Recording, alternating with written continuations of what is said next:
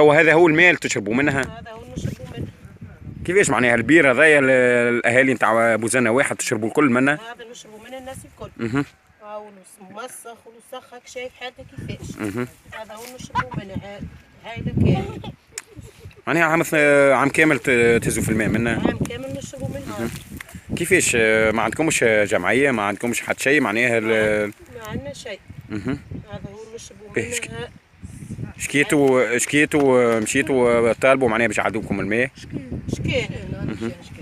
شكيتوا برشا ما عملولكمش حتى حل؟ ما عملولنا شيء. الماء هذايا نشوفوه ماهوش صحي، ماهوش نشوفوه ماهوش نظيف الماء خاصة. مسخ ومن بعد كي يفكروش واش يولي هاك شاي.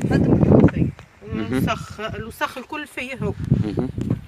معناها توا انتم قاعدين تحاولوا باش يعدوكم الماء تاع السوناد، الا انكم لحد الان ما عملوكم حتى حل. ما عملونا شيء، شكينا مشينا عملنا كل شيء وما عملونا حل. بابا اكيد معاناة كبيرة في الماء انتم لهنا. احنا سيدي في الجهة تاعنا هذيا جو كعملونا متراج ومنها طرحت القايمة وما ثم شيء من الماء. وهذه هي القاعة اللي تشوف فيها نشربوا منها في الماء. الجاء ترى هذا دشر هذا كامل.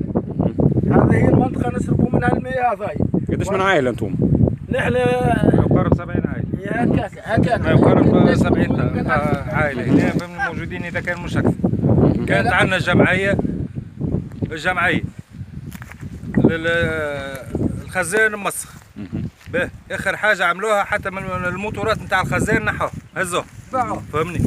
هزوهم وخلونا معناها العطش. تقريبا مراد هذا هو البير اللي تشربوا منه انتم؟ عندنا البير هذا نشربوا منه ونغسلوا منه، نشرب منه حيواناتنا.